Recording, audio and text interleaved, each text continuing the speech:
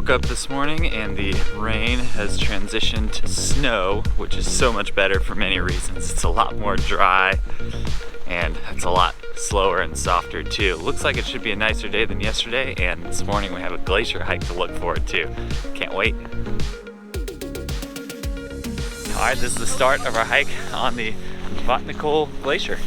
We have our helmets, we have harnesses now.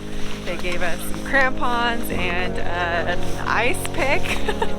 And now we're going to the entry point.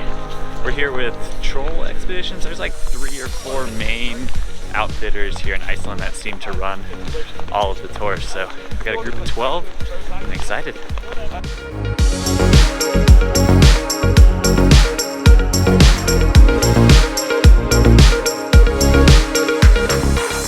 All right, after a brief stop, got our crampons on. We're trekking up the glacier now.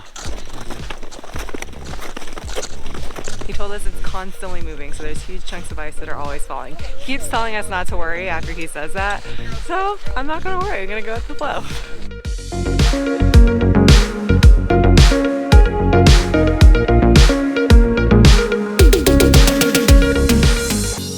Obviously doesn't compare, but this feels like a true Everest expedition here. The wind and sleet are just blowing. Whew, and we're walking right through these like ice tunnels. It's awesome.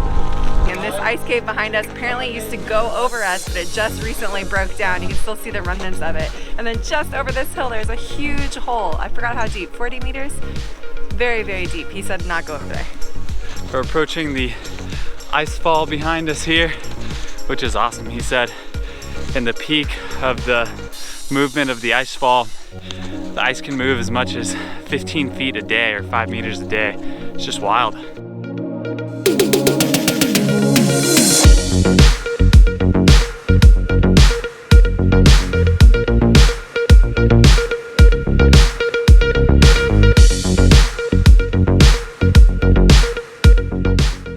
They call this area the bowling alley because huge parts of the glacier break off the top and just roll through this little valley right here, breaking off all the other little pieces of glacier next to it. Huh? Haven't seen one, hope we don't.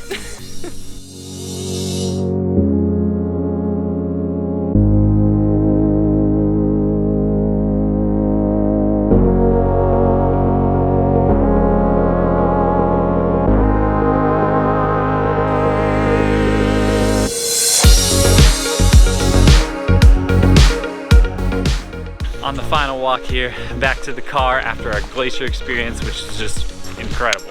I mean, that was so epic. Just walking on the ice and not slipping and seeing how blue it was and just looking at all the crevasses. It was incredible. Yeah, I don't know if we necessarily like said too much while we were up there, because it's really just like enjoying it and like seeing it. And our guide was telling us, unfortunately, the bad part with global warming is he talked about all of the change that's happened already and the change to come, and that even the spots that we were on could be gone in the next 30 to 40 years. Yeah, we feel so lucky to have been able to see it and experience it. And I mean, if you can go to a glacier and learn about it and see it, I highly recommend it. It's just so cool. It's like a living thing. It's constantly moving and changing every day.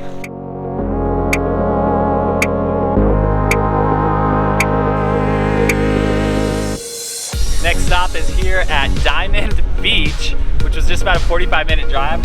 All the hiking, we were nice and hot and sweaty and being in the car.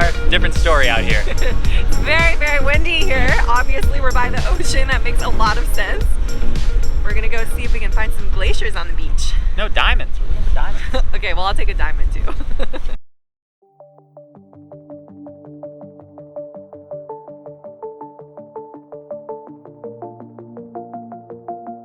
These glaciers break off and go down the river into the ocean and then are swept back up with the tide. So they're always coming and going, and they are beautiful. I tried, I think I missed. We almost got. Just randomly like comes up huge right next to you.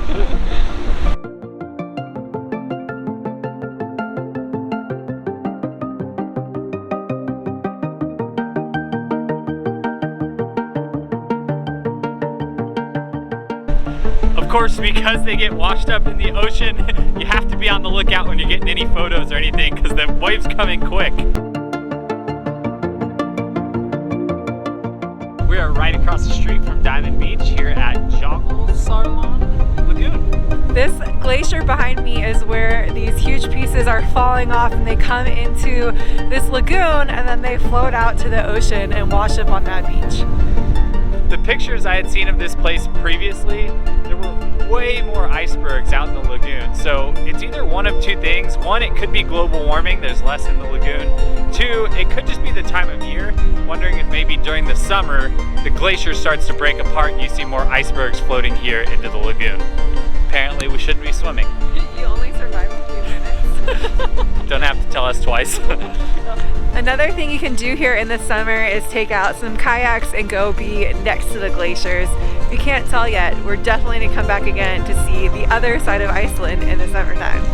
Considering we're in Iceland in winter, this is probably the coldest we've been yet. The wind is just Arctic in your face all the time. Great thing about the van, we can pop back in and have some soup.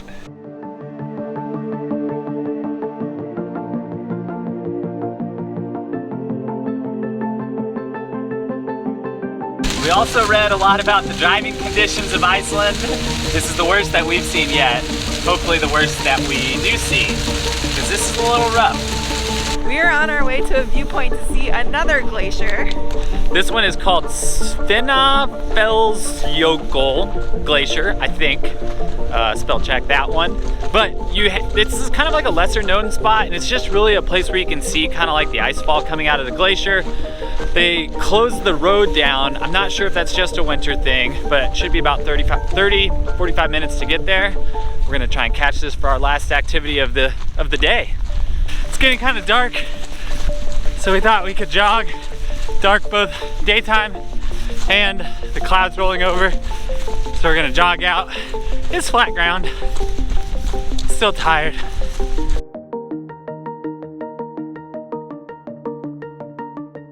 It is so cool to see this glacier up close and to see where it just falls off straight into the lagoon. I know we hiked on it this morning, but it's a lot different seeing the sheer face of one.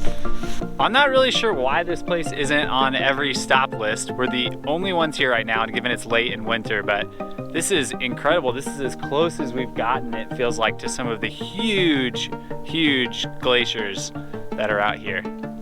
I didn't realize the view could get even better. We found a gate and it was actually let you go through. It was open and we were so much closer, and these are so much more magnificent than I could even imagine. Today was the day of glaciers and it was crazy. Everything we did pretty much involved glaciers, from our hike this morning to the Diamond Beach, the lagoon, and then ending here at the final glacier stop. I mean, just what a day of Iceland that I feel like is really emblematic about what this place is all about. Tomorrow we start heading back the direction we came, and we're hoping to hit some of the spots we missed on the way here. That should include lots of waterfalls, maybe another hot springs, and tons more highlights of Iceland.